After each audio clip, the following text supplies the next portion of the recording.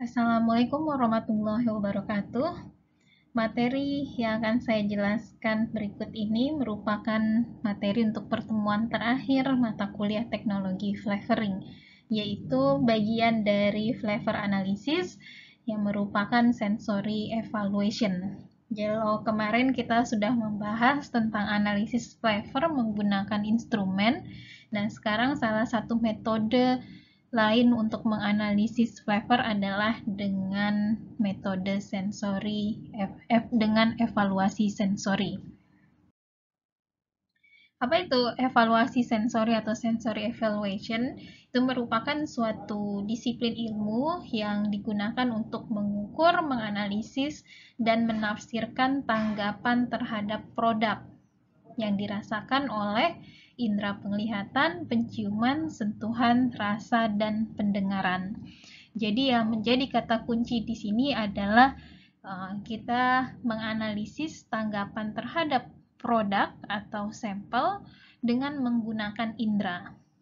Jadi ketika kita menganalisis sesuatu menggunakan indera manusia, maka kita sebut itu sebagai suatu tes sensori atau sensori evaluasi. Jadi apa saja yang bisa dianalisis dengan sensory evaluation ini? Kita bisa menganalisis tekstur dari suatu makanan, rasa, aroma, dan juga warna. Nah, untuk flavor itu yang kita gunakan adalah analisis tentang rasa dan aroma. Pada sensory test atau evaluasi sensori itu terdapat banyak sekali variasi tes yang bisa kita lakukan.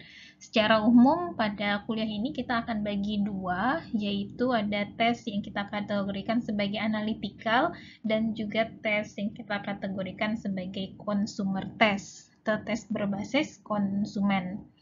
Nah, di analytical test sendiri itu juga terbagi berbagai macam, ada discrimination test, ada intensity rating test, time intensity rating, dan descriptive analysis.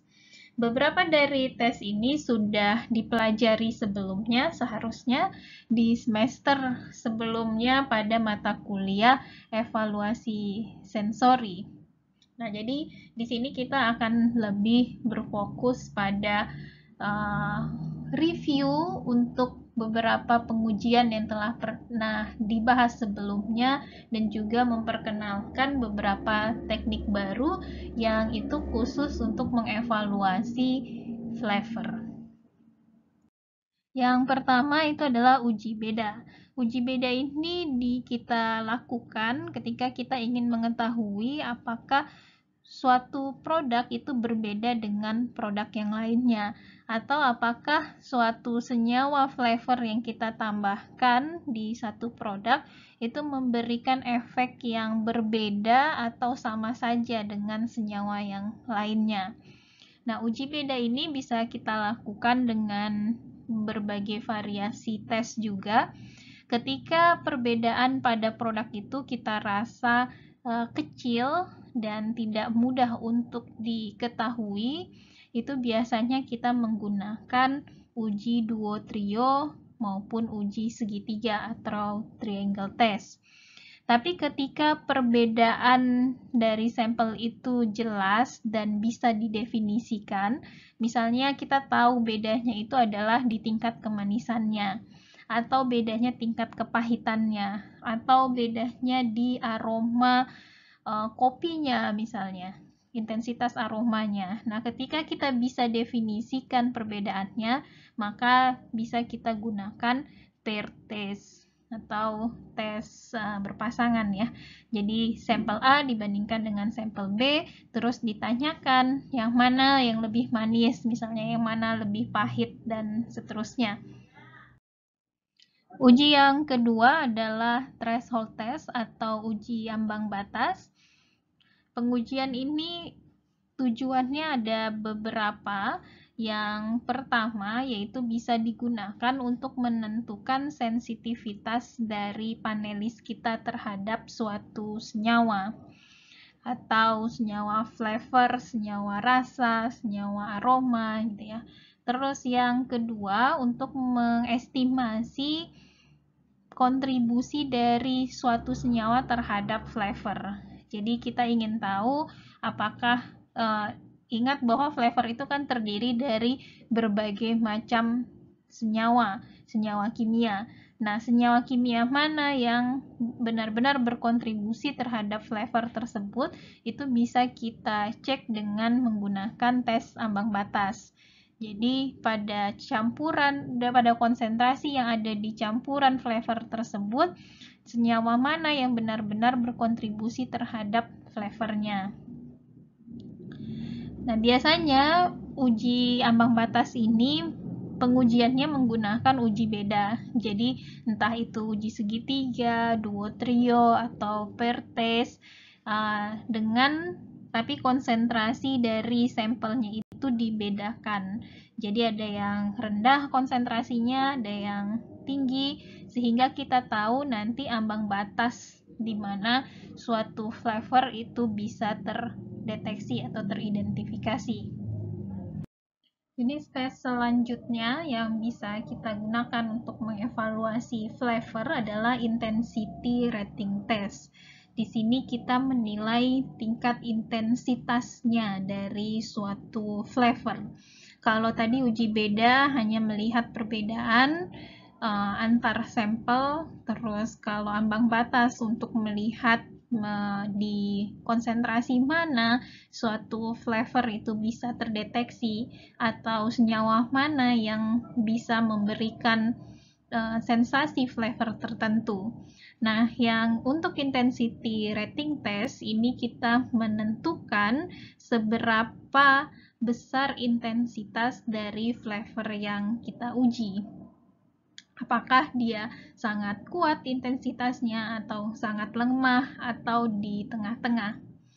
Nah, biasanya uji ini dilakukan oleh trained judges atau panelis terlatih. Panelis terlatih adalah panelis yang memiliki sensitivitas terhadap flavor, terhadap rasa maupun aroma yang tinggi dan juga telah melalui serangkaian training atau pelatihan sehingga dia bisa membedakan, betul-betul bisa membedakan dan menilai secara objektif tingkat dari intensitas suatu flavor. Nah, biasanya untuk menentukan intensitas kita menggunakan skala. Jenis dari skala yang bisa digunakan ini sangat beragam. Contoh di sini di gambar sebelah kanan, ini skala yang bisa digunakan. Yang pertama itu disebut labeled magnitude estimation. Jadi sudah kita beri angka dan juga kita berikan beberapa kalimat untuk memandu si panelis. Apa sih maksudnya kalau 0 itu barely detectable, itu hampir tidak terdeteksi gitu ya. Terus kalau 100 di sini strongest imaginable, artinya sangat intensitasnya sangat-sangat tinggi. Pokoknya paling tinggi yang bisa diimajinasikan. Terus kalau 50 dia very strong dan sebagainya. Jadi ada kalimat ya untuk memandu kita apa maksud dari angkanya dan juga diberikan angka untuk memperkirakan. Jadi kalau menurut dia antara strong sama very strong, mungkin dia akan memberikan nilai 40 atau 45. Ada juga skala yang seperti B ini, skala garis.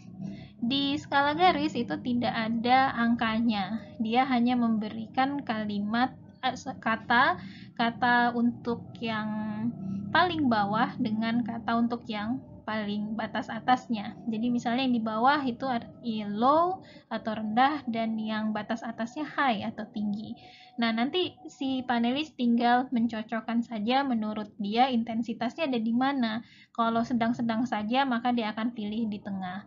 Kalau menurut dia intensitasnya tergolong rendah tapi tidak terlalu rendah, mungkin dia akan kasih di sini. Demikian juga sebaliknya, kalau menurut dia tinggi, maka dia akan berikan nilai di garis yang tinggi. Dan yang berikutnya yang C itu adalah kategori, skala kategori. skala kategori kita menggunakan angka, biasanya itu angka ganjil ya. Di sini angka 1 sampai 9, di mana 1 itu artinya very weak, sangat lemah, yang 9 itu very strong atau sangat kuat.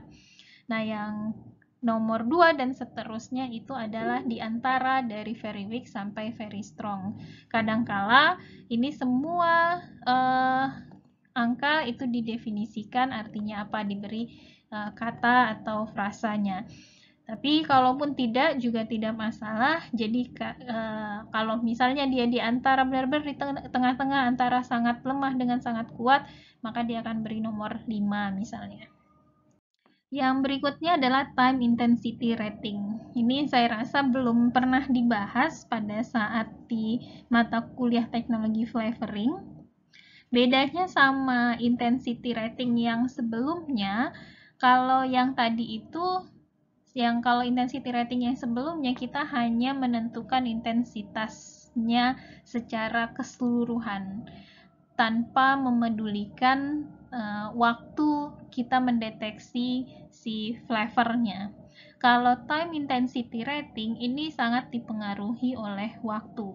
Karena ada beberapa sensasi flavor itu ada yang kita rasakan di awal pada saat pertama kali kita kunyah, ada yang dirasakan di tengah-tengah, ada yang dirasakan di akhir.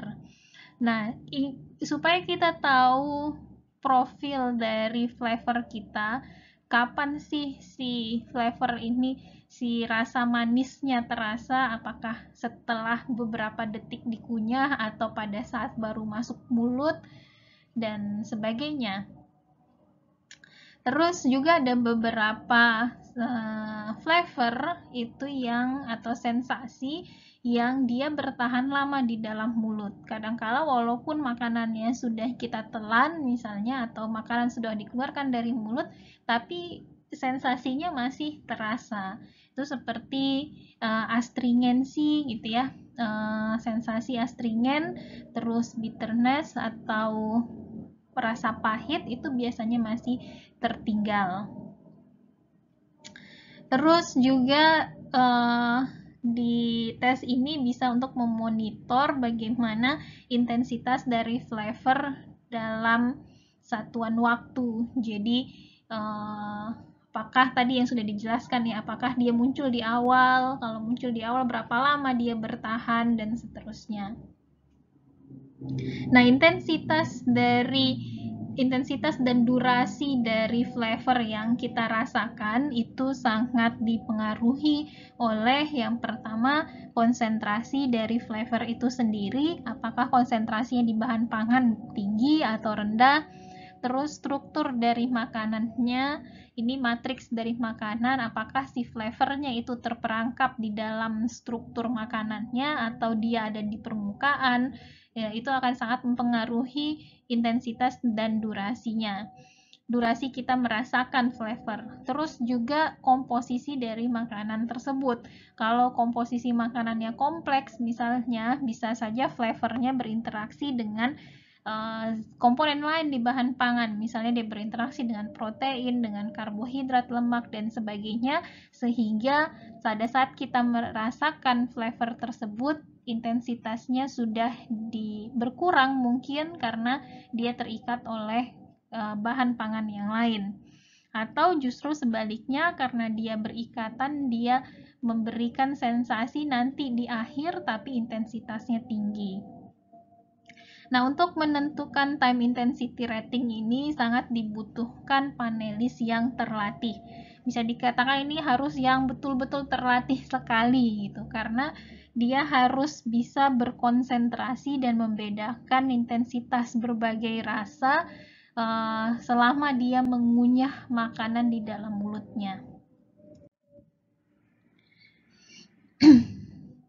Salah satu tes yang bisa digunakan untuk time intensity rating ini adalah salah satu metodenya ya, yaitu temporal dominance of sensation atau dikenal dengan TDS.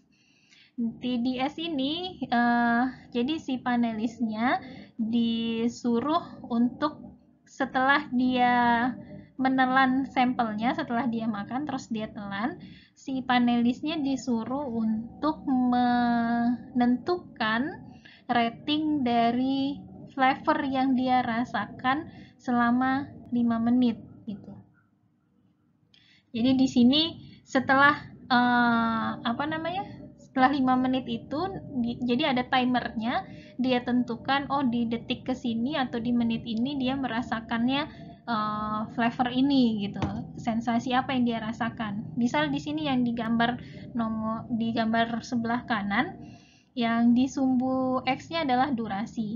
Jadi waktu ketika dia merasakan, apakah di sini bisa dalam waktu detik ataupun menit, tergantung produknya. Terus di sumbu Y itu adalah intensitas dari flavor yang dirasakan, sensasi yang dirasakan. Nah, misalnya pertama di awal-awal itu yang dia rasakan itu misalnya saja ini menit pertama dia merasakan rasa manis yang dominan. Jadi di sini dia tandai kira-kira intensitasnya berapa ya gitu. Ini pakai bisa skala tadi ya, skala rating yang biasa pakai 1 sampai 9, 0 sampai 100 dan sebagainya. Terus nanti setelah beberapa lama manisnya itu lama-lama akan menurun dan digantikan muncullah rasa mint. Nah, rasa mint ini puncaknya ada terjadi dalam beberapa waktu ya, agak lama, beda sama manis, dia naik terus setelah itu dia turun intensitasnya. Dan bersama-sama dengan ketika minty itu terasa, maka juga dirasakan sensasi dingin, yaitu sensasi cool. Tapi intensitas sensasi cool itu lebih rendah dibandingkan intensitas dari sensasi minty. Nah, inilah yang contoh data yang bisa kita dapatkan dari time intensity rating. Jadi bisa salah satu makanan yang mungkin mudah untuk dibayangkan kok bisa rasanya beda-beda begini sepanjang durasi makannya, itu seperti makan permen karet.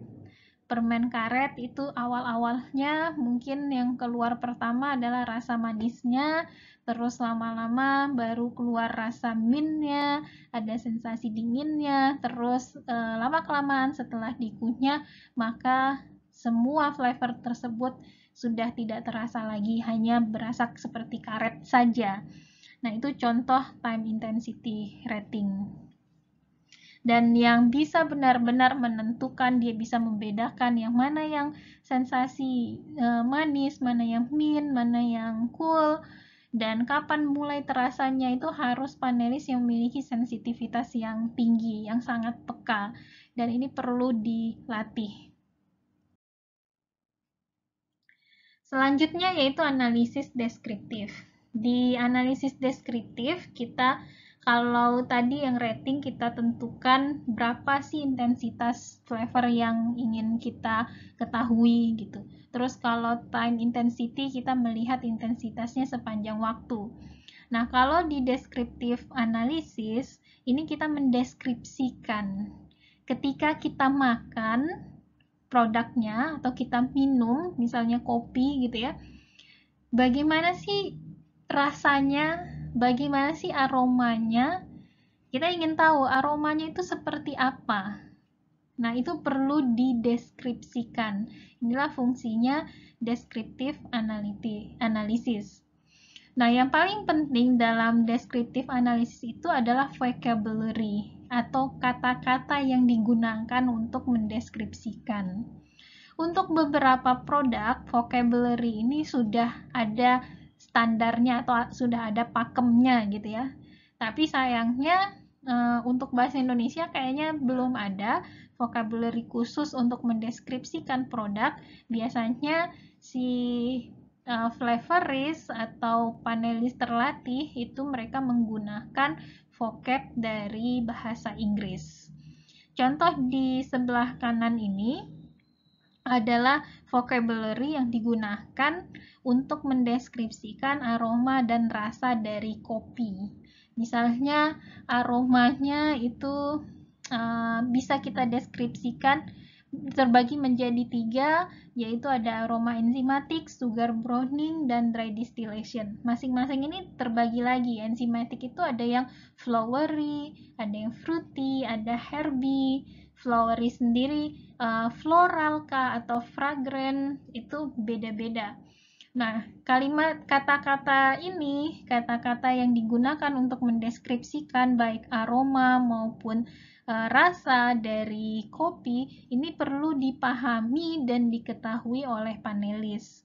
Sehingga untuk descriptive analysis itu idealnya digunakan adalah panelis terlatih yang sudah tahu apa sih yang dimaksud dengan kalau rasa dibilang akrid itu yang kayak apa, rasa yang dibilang mild mellow itu yang mana gitu. Dan ini perlu panelis yang terlatih. Nah, pada saat dilatih panelis diperkenalkan dengan reference standar atau standar referensi. Nah, standar referensi ini yang menjadi acuan bagi panelis untuk mendefinisikan setiap kata yang ada di vocab untuk mendeskripsikan rasa dan aroma produk tersebut. Jadi sudah disiapkan misalnya kopi yang rasanya soft blend itu yang bagaimana. Jadi disiapkan ini sampel ini standar A. Standar A itu adalah kopi dengan rasa soft blend dengan aroma nut like misalnya. Nah, ini contoh hasil penelitian yang mengkarakterisasi secara deskriptif perubahan dari flavor produk. Yang ini produknya adalah wine.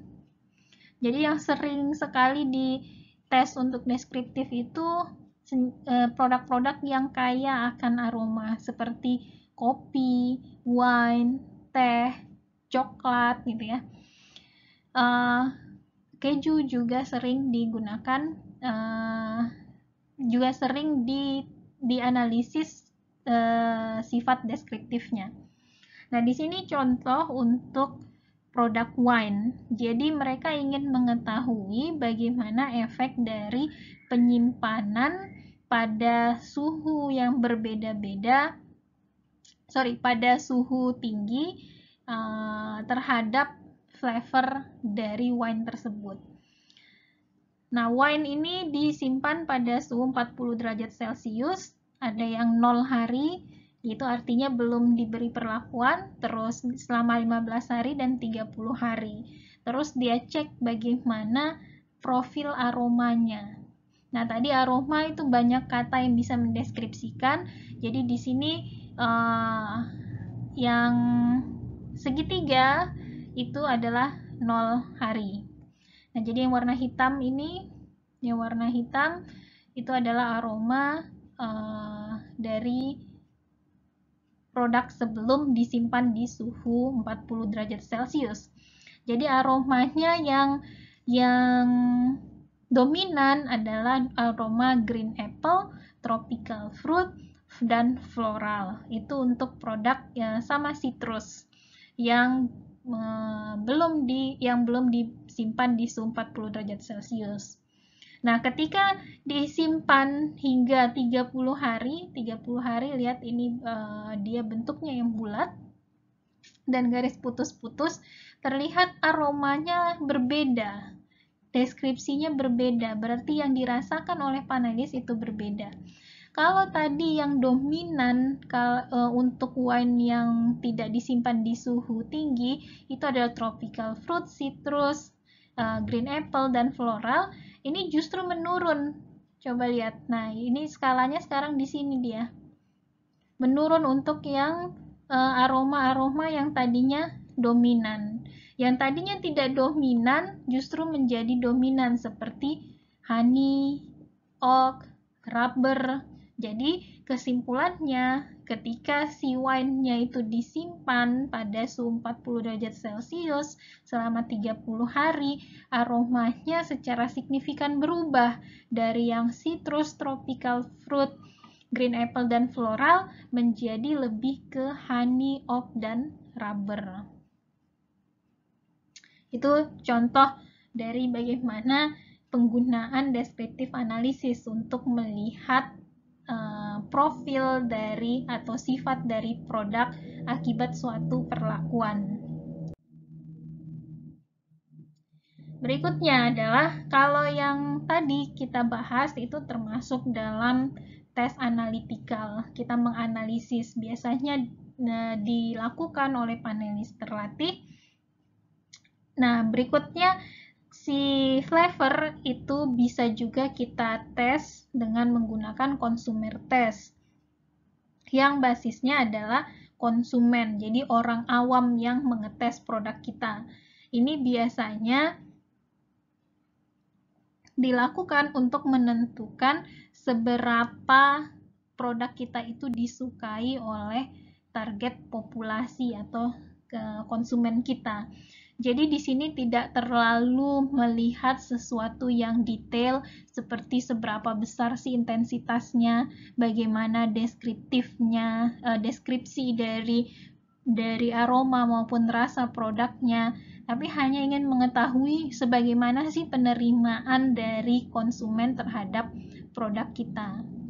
Biasanya consumer test ini dilakukan untuk kalau kita ingin melakukan improvement atau peningkatan pada produk kita, apakah mau kita tambahkan suatu ingredient baru misalnya, atau kualitasnya ingin ditingkatkan dan sebagainya, atau ketika kita ingin melakukan new product development, pengembangan produk baru, bagaimana produk baru ini apakah kira-kira nanti diterima oleh pasar atau tidak. Jadi kita melihat potensi marketnya. Terus juga mereview kategori dari produk ini, apakah dia masuk kategori yang mana di pasar gitu. Terus juga untuk sebagai pendukung dari klaim yang kita iklankan. Misalnya kalau kita mau mengiklankan bahwa dia memiliki aroma stroberi yang segar begitu. Nah, apakah itu memang diterima oleh konsumen? Apakah kira-kira kalau produk tersebut diluncurkan bisa sukses atau tidak? Dan apakah benar menurut konsumen aroma segar si stroberi tadi benar-benar terasa atau bagaimana gitu. Itu bisa kita lakukan consumer test. Metodenya bisa secara kualitatif maupun kuantitatif. Kualitatif, jadi ini uji kesukaan secara kualitatif. Ini biasanya dilakukan secara seperti diskusi gitu ya antara beberapa grup dari konsumen. Jadi konsumen disuruh duduk bersama-sama, fokus group discussion, mereka diskusikan kira-kira produk ini bagaimana tingkat penerimaan mereka terhadap produk tersebut, tingkat kesukaan mereka. Cara ini memiliki objektivitas yang rendah karena mereka saling memberikan pendapatnya. Kadangkala kalau di dalam satu grup itu terdapat satu orang yang dominan memberikan opini, orang lain mungkin kalau dia punya opini yang berbeda, ada rasa keengganan untuk menyampaikan opini yang berbeda tersebut. Jadi di sini harus yang pimpinan diskusinya, pemimpin diskusi harus bisa mengajak para panelis untuk benar-benar mengemukakan pendapatnya terhadap produk tersebut. Yang kedua yaitu quantitative affective test. Ini juga terdiri dari beberapa jenis tes. Yang pertama adalah paired reference test, itu di mana dua sampel dibandingkan. Jadi panelis ditanya mana yang lebih disukai di antara dua sampel tersebut. Terus yang kedua bisa juga dengan rank test, yaitu panelis atau konsumen tadi diminta untuk memberikan ranking. Jadi misalnya ada 5 produk, terus diminta mereka mengurutkan dari yang paling disukai hingga paling tidak disukai. Dan yang terakhir adalah hedonic test. Ini yang biasa dilakukan oleh mahasiswa tingkat akhir di jurusan kita. yaitu tes kesukaan dengan menggunakan skala kategori. Skala kategori yang biasa digunakan oleh kakak kelas kalian untuk tugas akhirnya itu biasanya skala kategori 1 sampai 5. Di mana 1 sangat tidak suka, 5 sangat suka. Selain skala 1 sampai 5, yang banyak juga digunakan orang adalah skala hedonik 1 sampai 9. Ini contoh di kanan, yang nomor 1 itu dislike extremely, sangat tidak disukai. Terus yang 9 itu adalah like extremely, disukai secara ekstrim gitu. Nah, ini lebih mudah untuk dilakukan dan lebih simple. Panelis juga mudah mengerti apa yang mereka lakukan karena tinggal memilih saja angka mana yang menurut dia sesuai dengan produk yang sedang dia nilai. Itu tadi beberapa jenis tes yang bisa kita gunakan untuk menganalisis flavor. Nah, berikutnya hal-hal lain selain dari jenis tes yang perlu kita perhatikan pada saat kita melakukan sensory evaluation. Yang pertama itu fasilitasnya. Fasilitas terutama untuk tes yang bersifat analitikal itu kita perlu ruangan untuk melakukan pengujian, itu perlu dikontrol temperaturnya, terus harus quiet atau sunyi gitu ya, tidak bising sehingga tidak mengganggu konsentrasi panelis dalam menilai suatu bahan pangan. Terus odor free, jadi tidak ada aroma tertentu di ruangan itu, jadi hanya aroma sampelnya saja yang sedang dia analisis atau dia amati, dan aroma sampel itu juga seharusnya tidak mengontaminasi ruangan. Karena kalau ruangan sudah penuh dengan aroma sampel yang diuji, maka panelis sulit untuk membedakan aroma antar sampelnya. Terus yang keempat juga sebaiknya bentuk ruang pengujian itu ada booth-nya atau partisi-partisi sehingga tidak ada interaksi antara panelis. Dan juga pencahayaan ini perlu dikontrol, terutama jika ingin yang dievaluasi itu adalah sifat warnanya. Nah, kalau untuk flavor sendiri, karena kita tidak terlalu penting warna, dan kalau kita ingin membedakan flavor antar sampel, di mana sampel itu memiliki warna yang berbeda, dan kita tidak ingin panelis dipengaruhi oleh warna dari sampel tersebut, maka warna lampu ruangan itu bisa kita atur sehingga warna asli dari produknya tidak terlihat. Misalnya dengan menggunakan ruangan yang berwarna merah sehingga seolah-olah semua produk itu warnanya kemerah-merahan. Nah, kalau untuk consumer test, kalau kita memang langsung tes itu kepada konsumen, kondisi yang di atas tadi tidak perlu terlalu diperhatikan karena justru kita ingin melakukan pengujian menyerupai kondisi di mana konsumen itu mengkonsumsi makanan kita.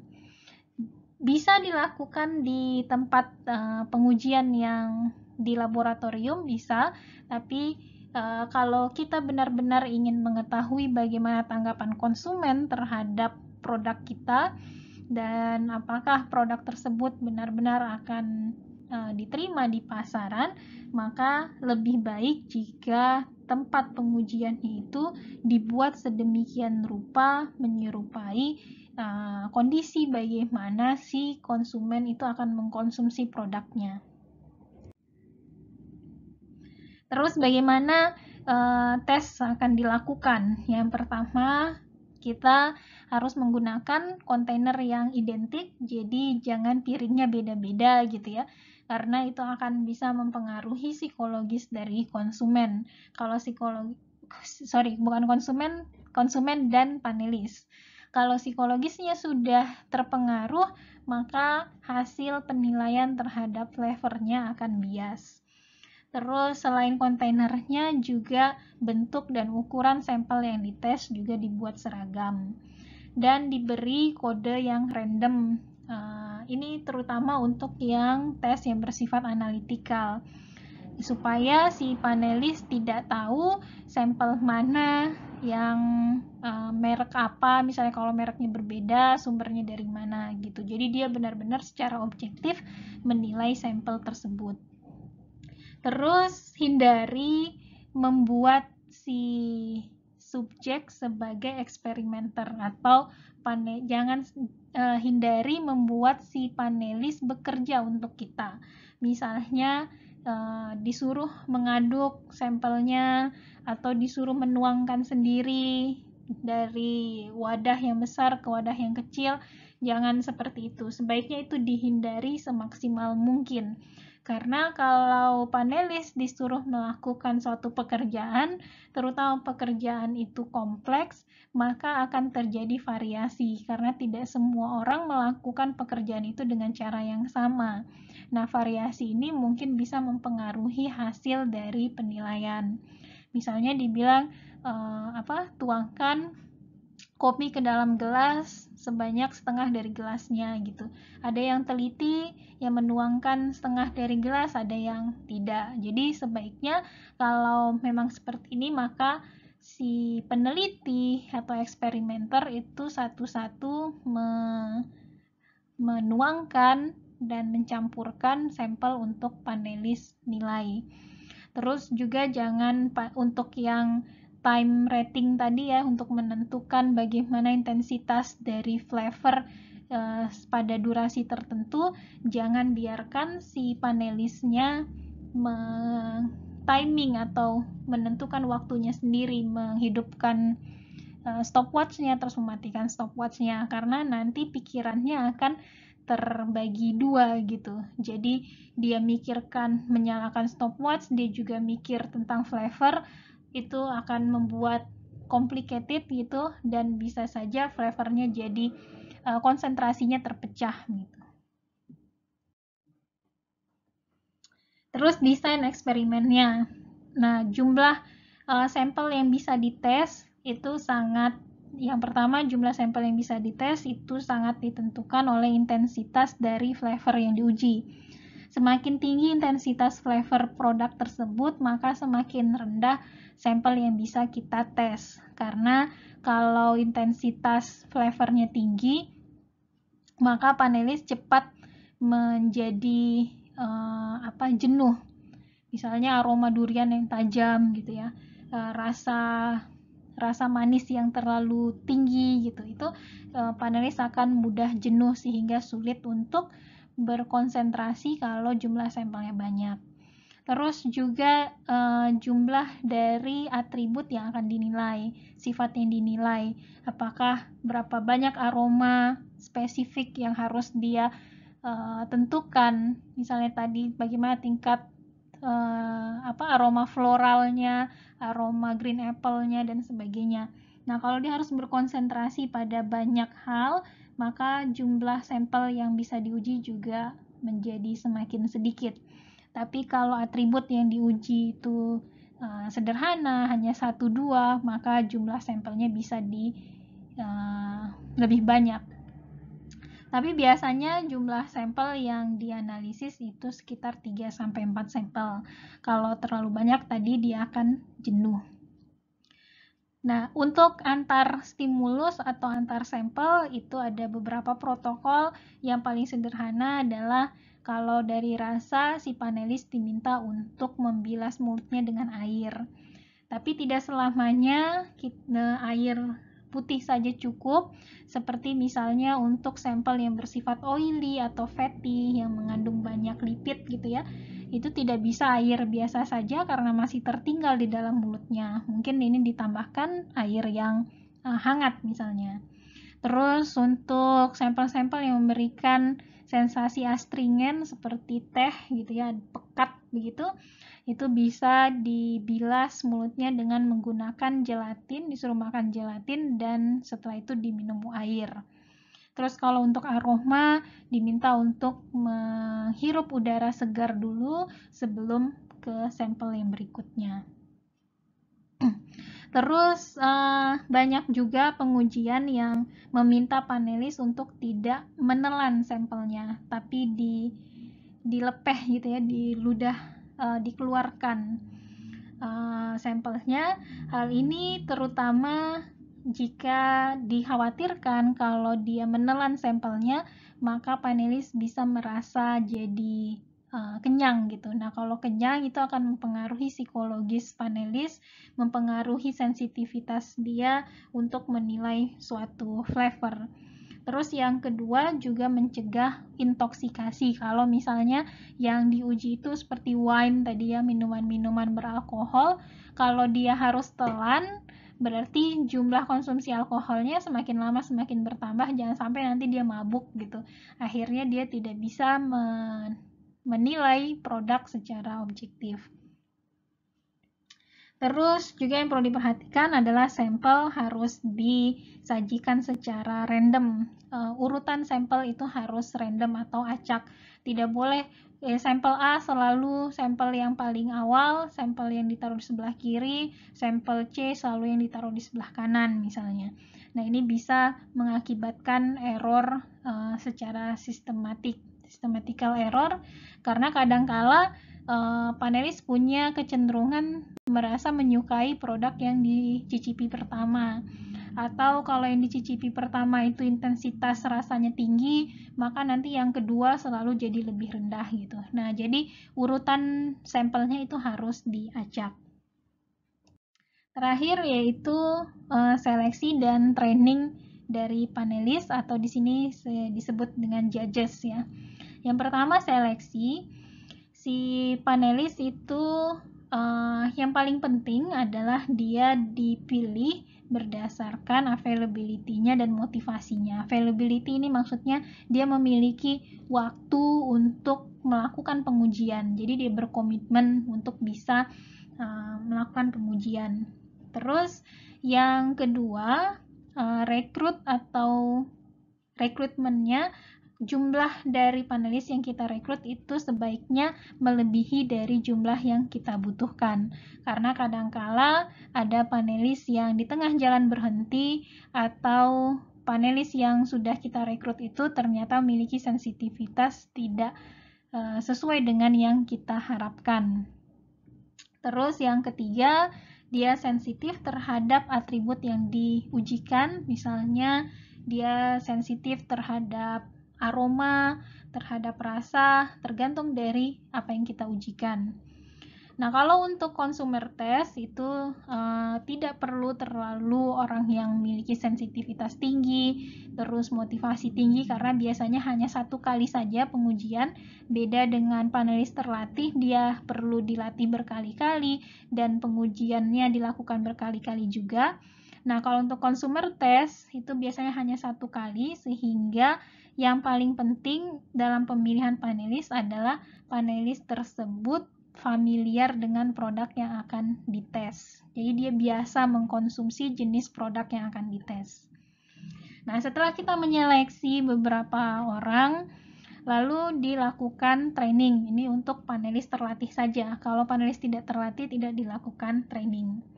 Di training itu isinya apa saja? Yang pertama yaitu kita perkenalkan dengan scorecard-nya, dengan skor yang kita gunakan, terus dengan skala kalau kita pakai skala, terus prosedur pengujian dan sebagainya. Nah, yang penting diperhatikan yang pertama-tama itu ketika kita memperkenalkan kepada panelis, gunakan sampel yang memiliki perbedaan yang signifikan antar sampel. Jadi dia tahu yang mana sih yang dibilang sangat manis itu yang bagaimana, yang dibilang minty itu yang seperti apa. Jadi yang punya sifat yang mudah untuk dikenali. Nah, setelah itu, setelah panelis familiar dengan sifat-sifat yang ingin diujikan, barulah kita perkenalkan dengan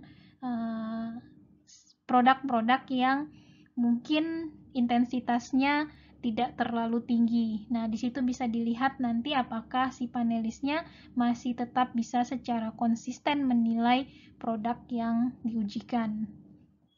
Biasanya berapa lama trainingnya? Tergantung tingkat kesulitan dari atribut yang ingin kita perkenalkan kepada panelis. Kalau untuk deskriptif analisis itu bisa 1-6 minggu perlu dilakukan trainingnya. Dan terakhir, setelah training perlu dilakukan evaluasi terhadap performa dari panelis tersebut. Apakah trainingnya, ini untuk mengevaluasi apakah trainingnya efektif atau tidak. Baru setelah itu si panelis terlatih bisa digunakan untuk melakukan pengujian yang sebenarnya. Demikian untuk pembahasan singkat ya. Karena kalau yang detailnya uji sensori itu ada di mata kuliah evaluasi sensori. Ini hanya pengenalan tentang bagaimana uji sensori bisa digunakan untuk menganalisis flavor. Terima kasih, mohon maaf jika ada salah kata. Assalamualaikum warahmatullahi wabarakatuh.